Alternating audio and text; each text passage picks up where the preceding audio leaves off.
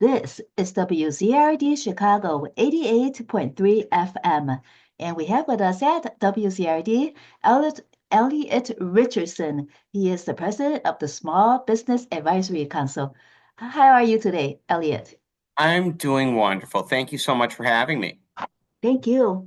Well, you've been doing a lot of important work over the years to help small businesses. And would you say that the recent Neighborhood Revitalization Committee work is like the crown jewel of all the efforts over all the years if it gets passed in City Hall?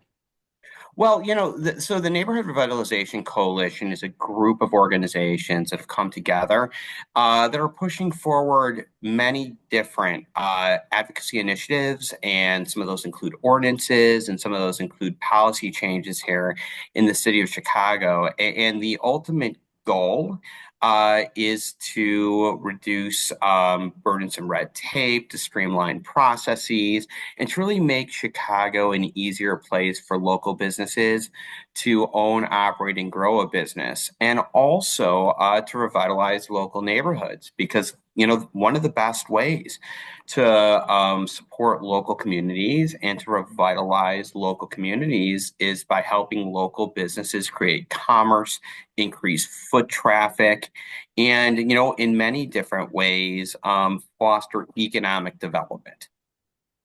And also employment and a good business is pleasant. It attracts tourists too. It's beautiful when there's a bustling business. Yeah, I mean, look, you want really vibrant commercial corridors. You want local restaurants and local businesses and retail establishments that can really bring people in and keep people in neighborhoods and create jobs. And of course, when people come to commercial corridors, they spend money in those corridors, and that's the goal. So we see way too many vacancies in disinvested neighborhoods in the city of Chicago, whether that's vacant buildings or whether that's also just vacant land. And it's incumbent really upon everyone to come together and to really try to advance policies that will reduce those vacancies and transform them into thriving local businesses. And people seem to not realize that, oftentimes when people speak of a small business, they'll think of a family maybe running a small restaurant, and maybe that small business is not hiring that many people outside of their family members, but 75% of employees in the US are hired by small businesses. So it's a big deal for a community. Small businesses hire a lot of people from the local community. And they're really the engine that drives a lot of these local neighborhoods. So, yeah, I mean, we've got to have as many good policies on a city and a state level that really, really empower business owners to get in there, to open, to grow, to expand, to create jobs.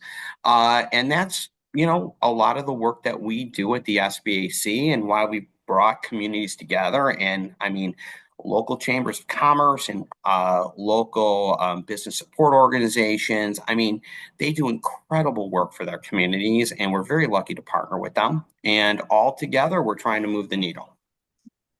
Well, let's talk about the difficulties that the businesses that do encounter when there are all these hiccups in regulations and getting permits and filing documents.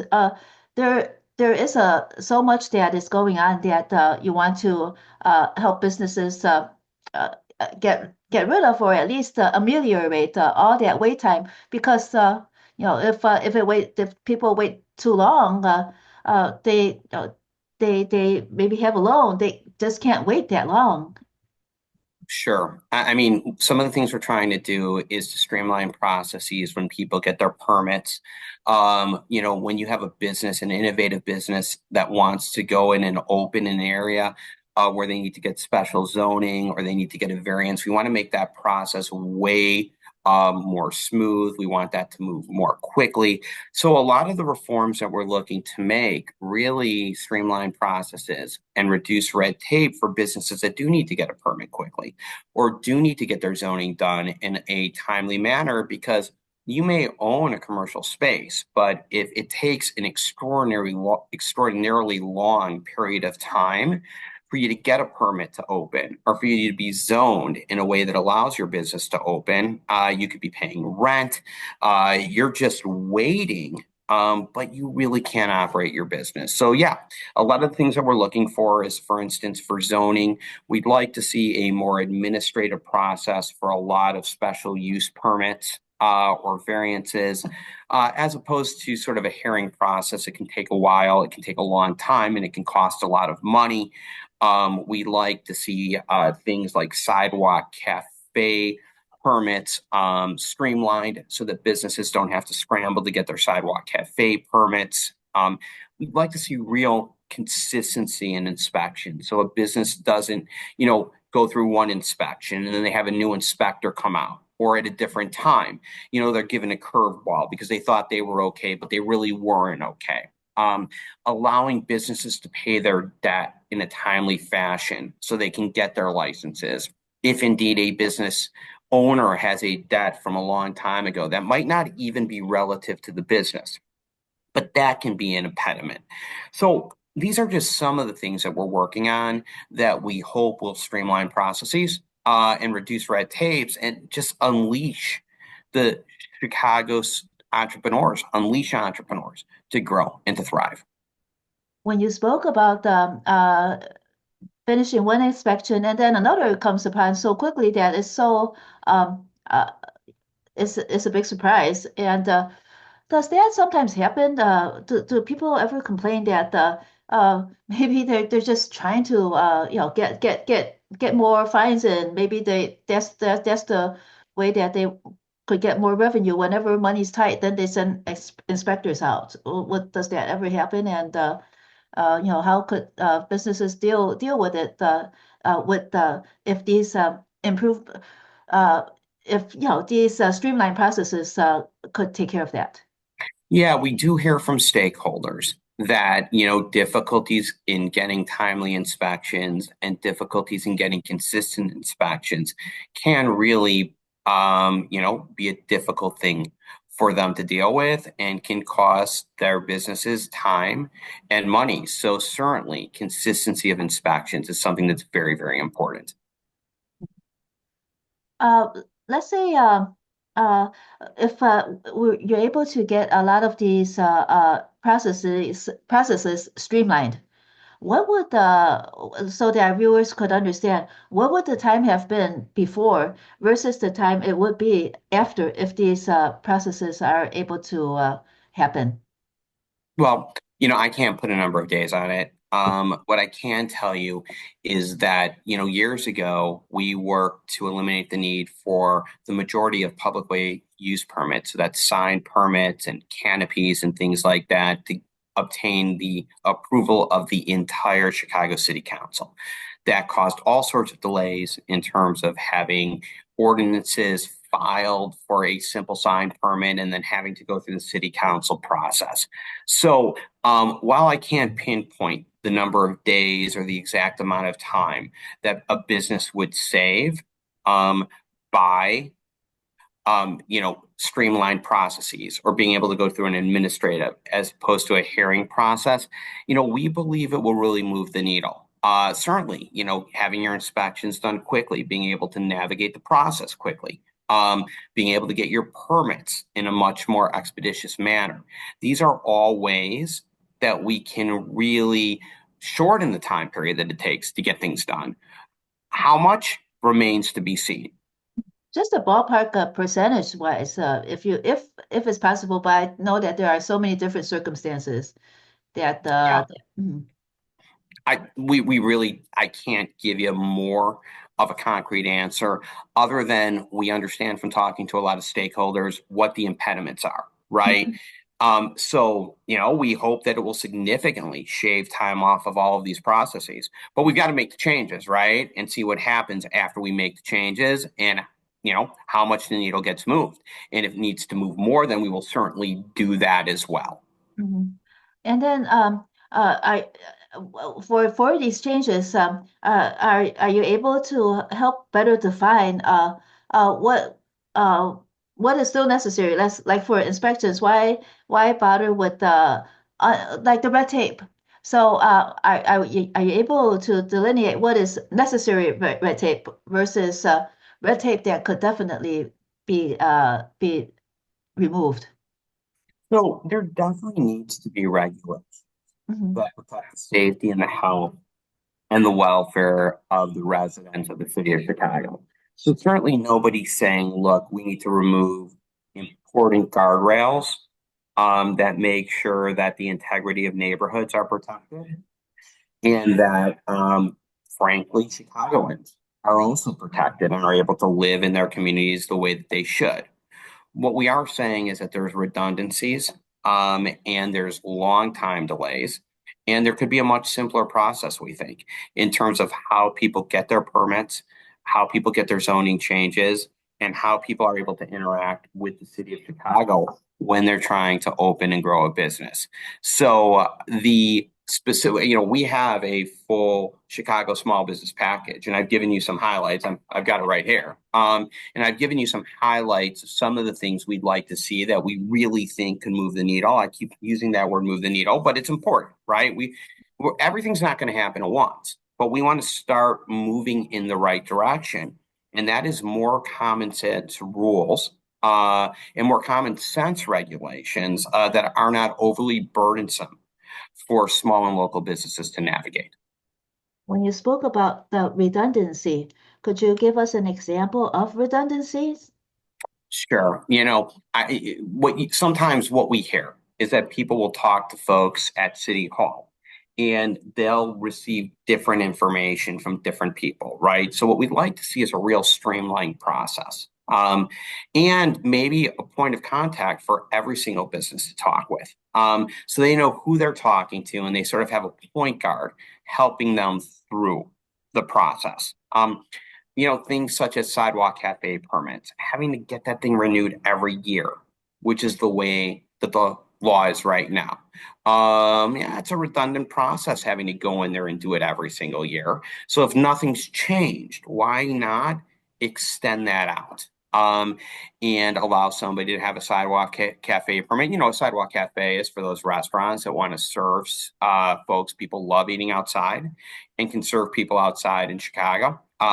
So that's sort of the types of stuff that we would like to see reduced Mm. And then in for terms of redundancy. yes, and for sidewalk cafes, instead of having them renew every year, there could be a stipulation that if there are any changes, then they must file those changes so that then they're in there. And Yeah, absolutely, absolutely. And there's a lot of good alders that are working on these types of issues right now. Alderman Martin's been really, really proactive in terms of trying to make some of these processes easier.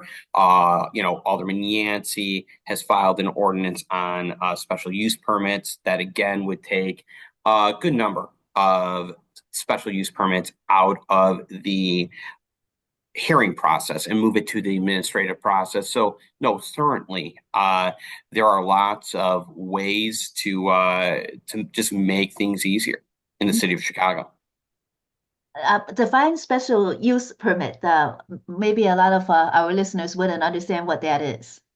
All right, so the city of Chicago's zoning is relatively complicated, and there's different areas. So there's areas that are zoned for residents. There's areas that are zoned for business. There's areas that are zoned for light manufacture and or manufacturing, I should say. There's lots of different zoning specifications. So if you want to open up a business that is not zoned specifically for the type of business you'd like to open up, you have to get a special use permit.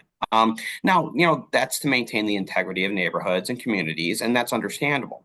However, the process is very, very difficult, and there's things that probably over time should change a bit in terms of what you even need a special use permit for. But that's essentially what a special use permit is. when when the businesses request the special permits and they you said that you would like to see more administrative hearings rather than administrative hearings instead of hearings, right? That would help it because hearings would be a lot of just dragging on and on, like postpone and all that, and reschedule. It does, it takes time to get a hearing. And then there's things like the rules of evidence that apply to hearings. I mean, very difficult for folks probably who aren't in the legal field to navigate those types of processes.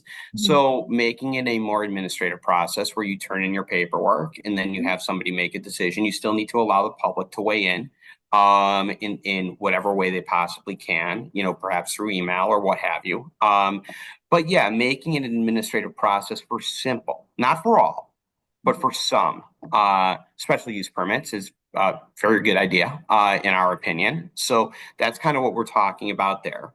And anytime you're going to have a hearing and you're going to have to convene people, that takes time and it can cause delays. So we're trying to reduce those delays. Mhm. And in administrative process, then someone will just review it according to the ordinance and then just decide, right? Rather than the people having to attend hearings and then it's like a dragged out court process. First, well, it's not court, but it is a dragged out it could be a dragged out process for sure. And yeah, you would for some, not all, special use special uses applications, you would have that done on an administrative level. Mhm. And then you mentioned too in the one sheet about having to get expert witnesses. Why would they need that to for a hearing? Well, so there's not a requirement to have an expert witness. Okay. Now, when you need an expert witness and when you don't, I think could be a difficult thing for small business owners who'd like to get a special use permit to navigate, right? Like, when do you need somebody to come in and testify about the layout of the business, or testify about, the site plan or things like that. So, expert witnesses are certainly mentioned. I think it depends on the type of business you're trying to get a special use permit for. But on top of that, I also think that, again, that's just a very difficult thing for a small business owner to necessarily know. Do I need an expert witness? Don't I need an expert witness? How do I fill out these forms? Now, you'd have to fill out the special use packet, whether or not it's going to a hearing or you're just going to have an administrator handle it. But the hearing, just simply put, the hearings can take a long time. It can take a long time, I should say, to get the hearing, and it creates a burden. So we're trying to work with policymakers, with alders, with folks across the board to reduce the red tape and reduce the time it takes to get a special use permit, and frankly, to take care of a lot of different things at the city of Chicago. Mhm. If there are so many things, it's hard for a small business owner to cover all the bases. Like when should I get an expert witness? Would that help my case? It's a big headache. Maybe they're worried that if they don't, maybe then they won't get the permit. It's very hard. And Yeah, and it's tough being a business owner. I mean, so, going back to basics, it's tough starting a business. It's tough running a business.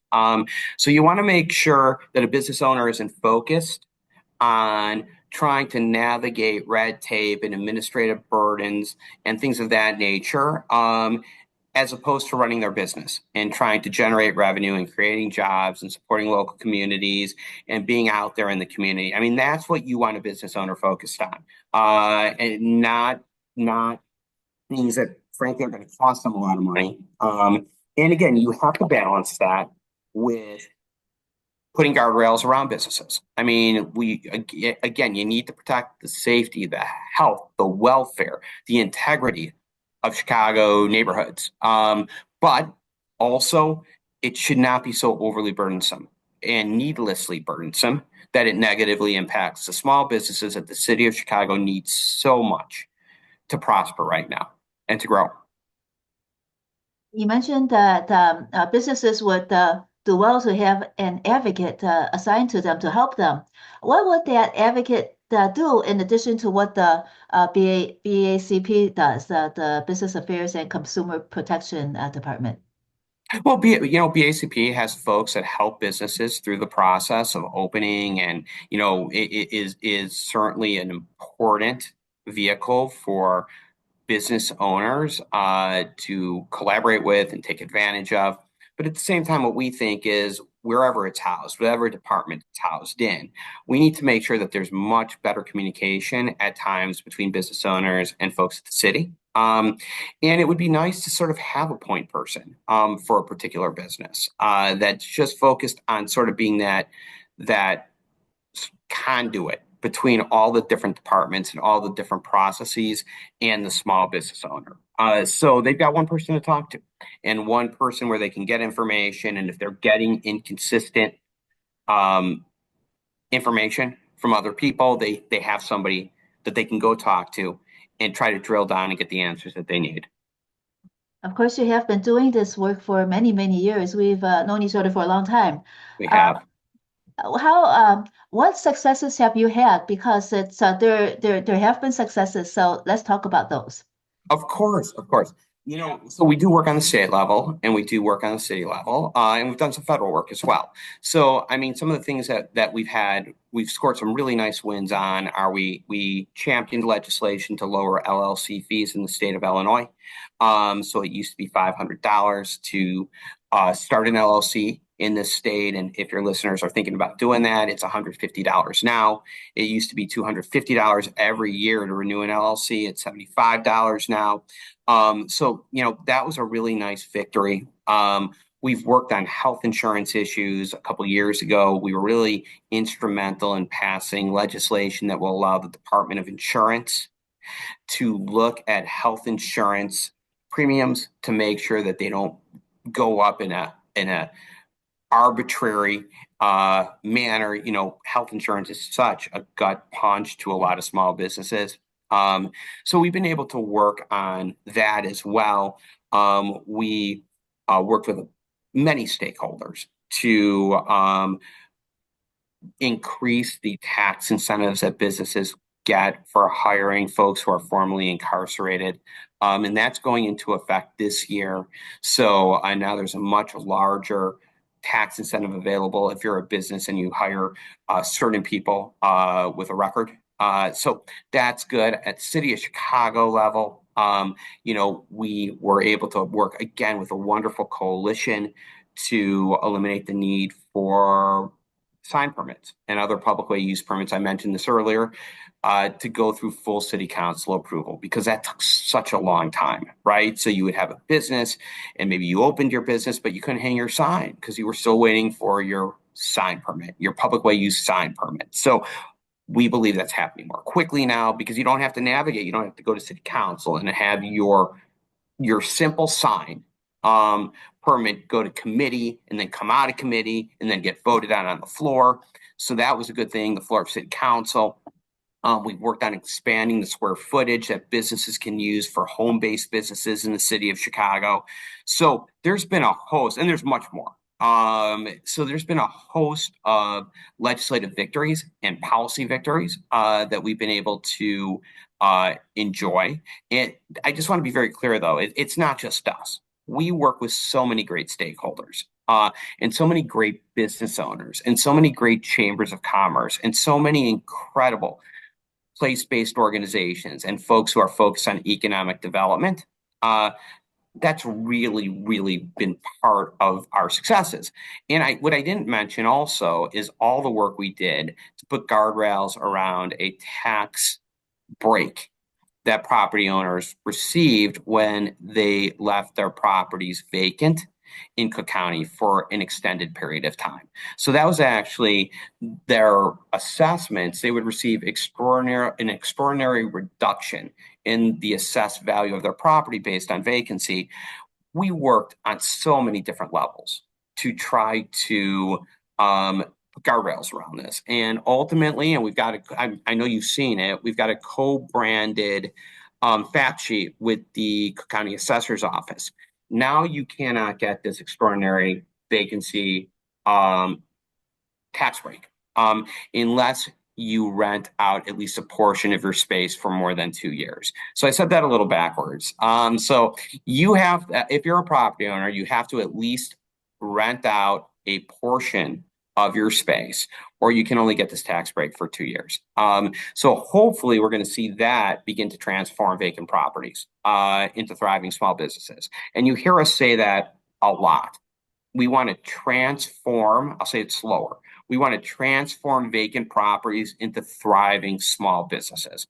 And for anybody who's listening to this, and for, your listeners that really love being out on the street, visiting businesses, the more choices you've got, the more vibrant businesses you have, the better the experience in a community.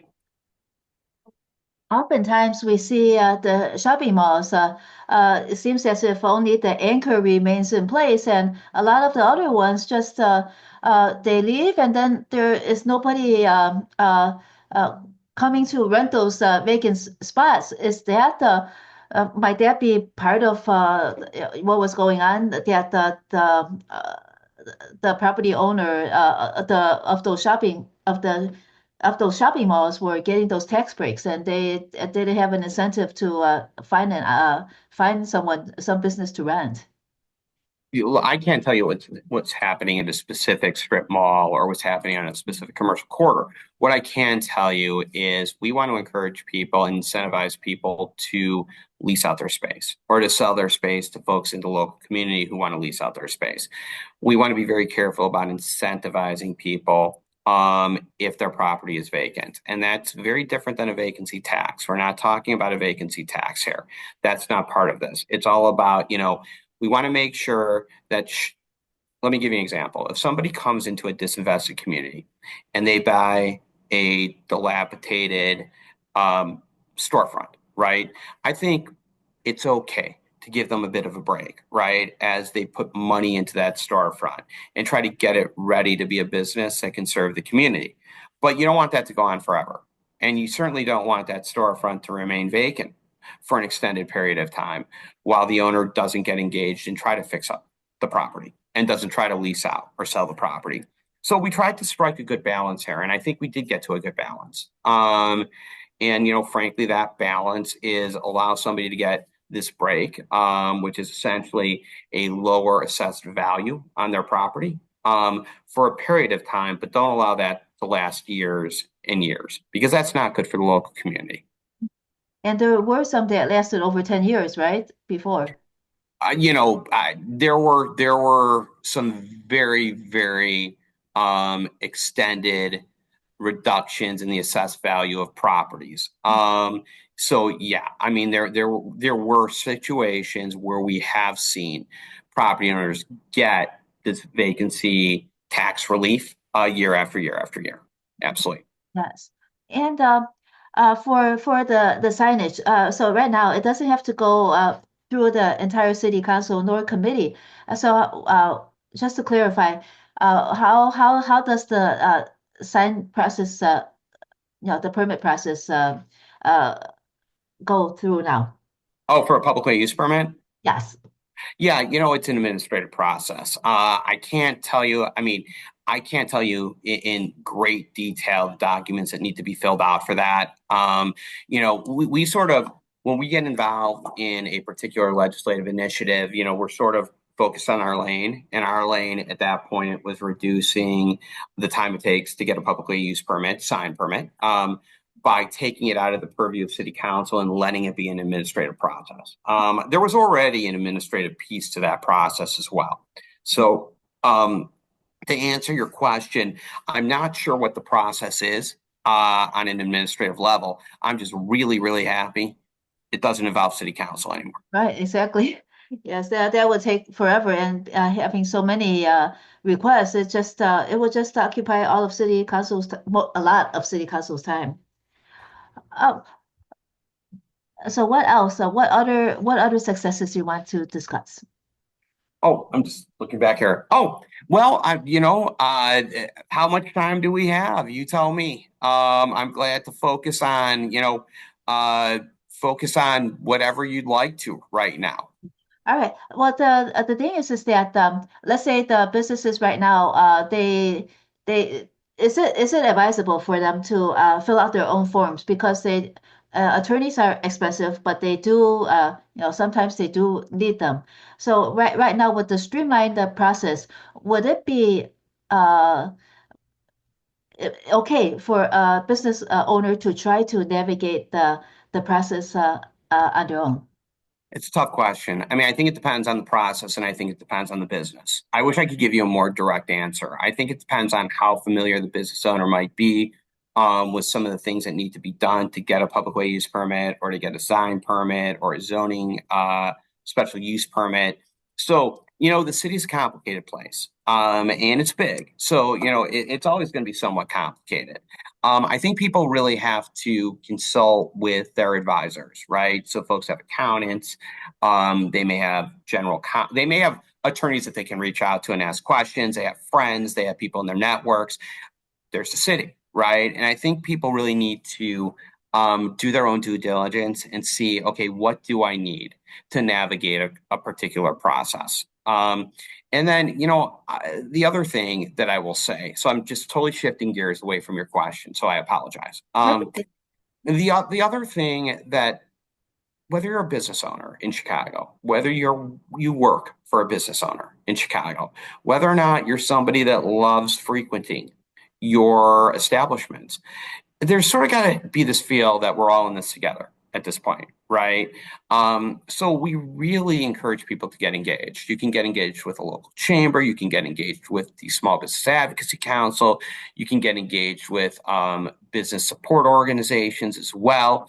But it's really, really important for alders and for the mayor's office and for politicians in Chicago to hear the voice of the small business community. And when I say small business community, we really are a community.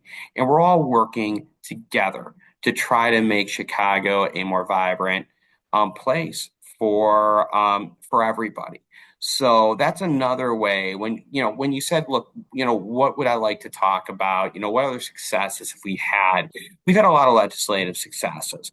But I think one of the things that I'm really excited about is we've been able to bring people together and, you know, create a narrative that's focused more on what unites us than that which divides us. Because right now there's so much noise and so much rhetoric. It can pull people apart. And what we want to do is to bring people together, then have those people's voices heard so that we can make policy changes that are necessary.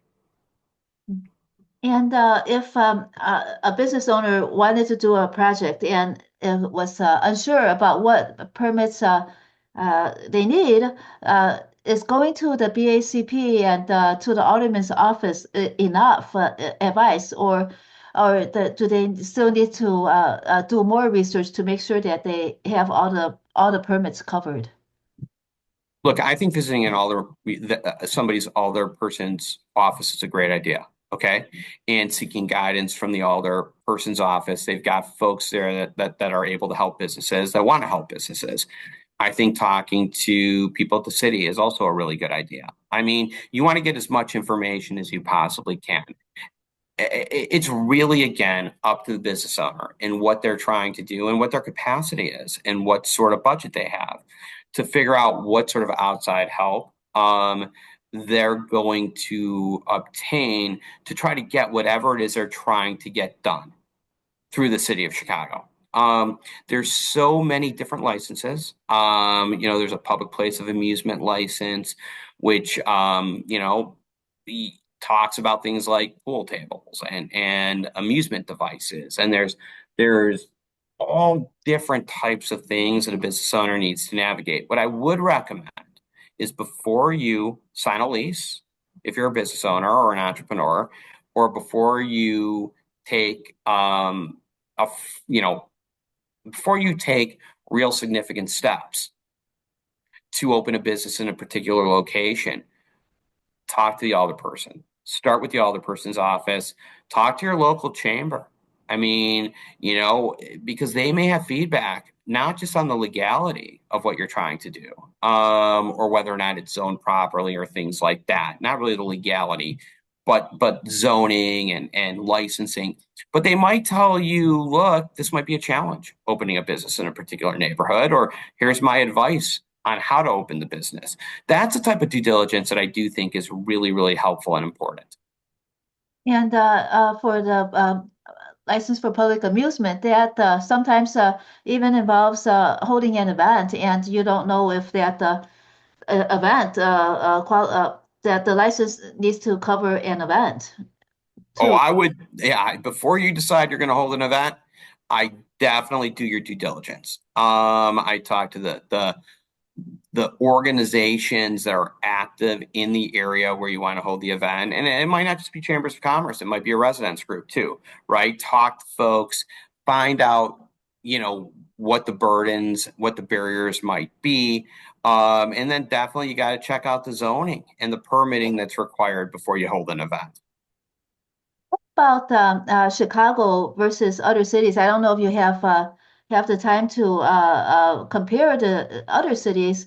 What are they doing? Are other places doing a little better job of eliminating red tape, or is Chicago comparable to other metro areas? That's a very big question. And I'd be glad to come back on and talk to you about what we found, okay? That pertain to, how Chicago compares to other cities, how the state of Illinois compares to other states. I think that Chicago needs to tackle these issues. And it's a big city, right? So you can't necessarily compare Chicago to a small municipality. And you got to compare Chicago to other larger cities. So I'll offer to come back and I'd have to do my research. Like we've got research on this, but I'd have to prepare for it. So I never like to talk without knowing what I'm saying. And I didn't look at those analyses before I came on here. But would be glad to share that with you at another time. I will show you what we do.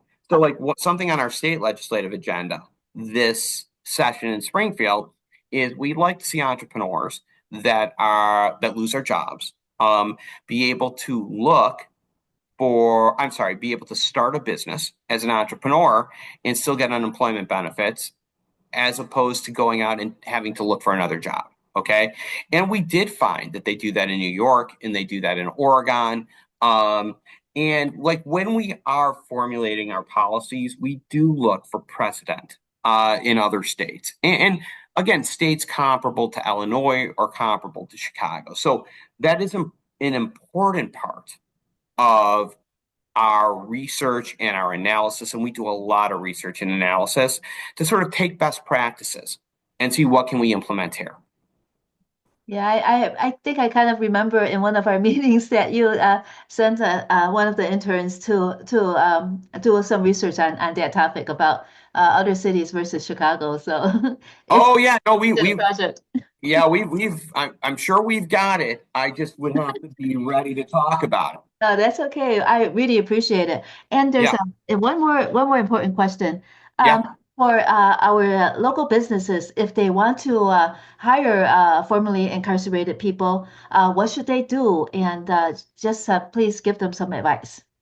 Absolutely. So my advice is to wait for just a little bit, okay? Because we're going to be putting out information on exactly what this tax credit is. So it's an increased tax credit. And we're working with the Department of Revenue in Illinois to sort of get some materials out that will guide people through the process. So I would say give us just a little bit of time on that. And we can follow up with you so you can get that out to your listeners as well.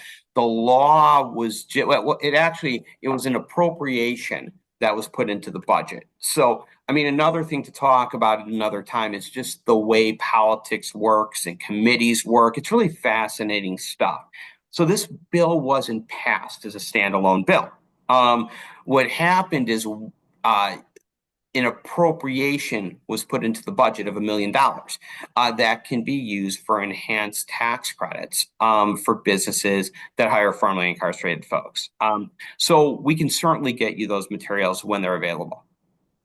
Sounds great.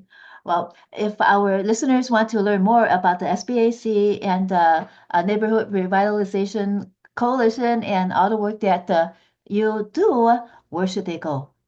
They can go to SBACIL.org,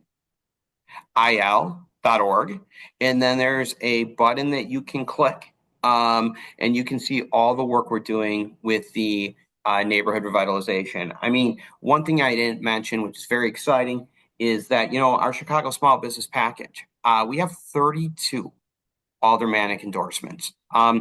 And that's from every caucus. And that's special, right? That's nice when you get folks from the Progressive Caucus and the Black Caucus and the Latino Caucus and the, folks just across the board who are all galvanized and said, well, at least they've endorsed this ordinance, right? And then I think we're up to 37 or 38 groups from across the city that have also endorse this Chicago Small Business Package. And that's from the west side to the south side, to the northwest side, to the north side. So, I mean, that's how we got to bring people together and get this stuff done.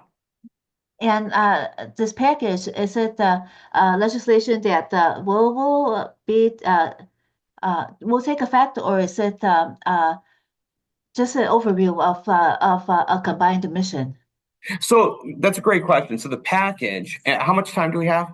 Oh, you have I've got plenty of time. You could just Okay.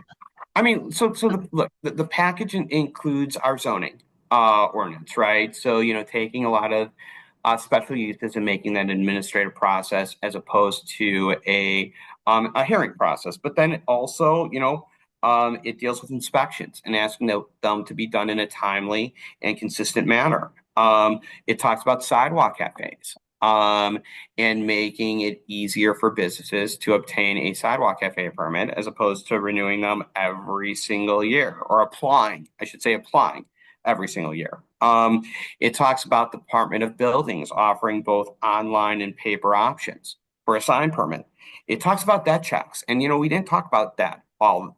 We haven't really talked about it that much during this interview. But, the problem is you could have somebody whose cousin borrowed their car 10 years ago, 5 years ago, and the ticket just got lost. I mean, it wasn't paid.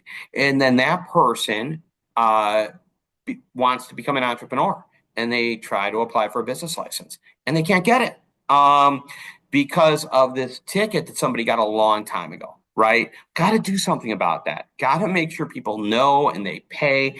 And then the process can be really long. So it's really dealing with that issue.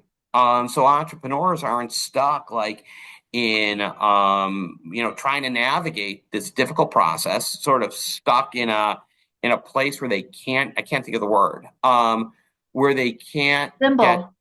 huh? They're in limbo. Thank you. Limbo is perfect. I'm not sure exactly that was the word. It's a great word. I was thinking of something else, but limbo is correct. Yeah, they're not in limbo, waiting, trying to get their licenses.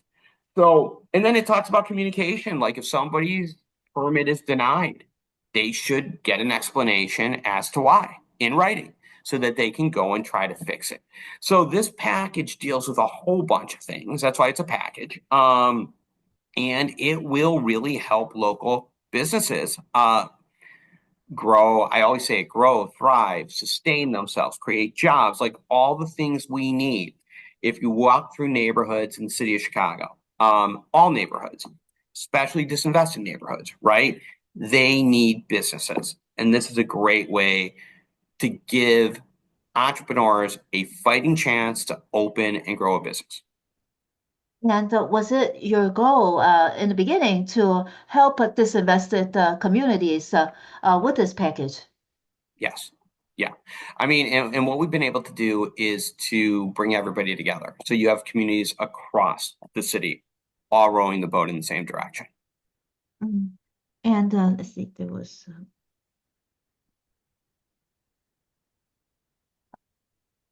when you were talking about the okay, so you spoke with businesses. If businesses want to give you feedback, could they contact your organization? And also, if they need a little bit of advice, is it okay for them to ask as well?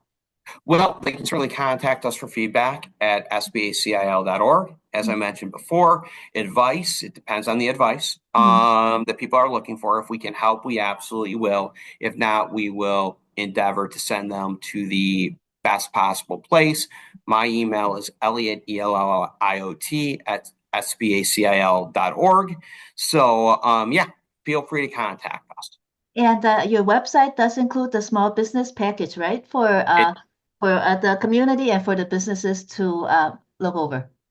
absolutely. Okay. And is there any a timeline? How many orders have to approve in order for the package to pass? Well, the package isn't an ordinance, so a package is a bunch of ideas, right? A bunch of policy proposals.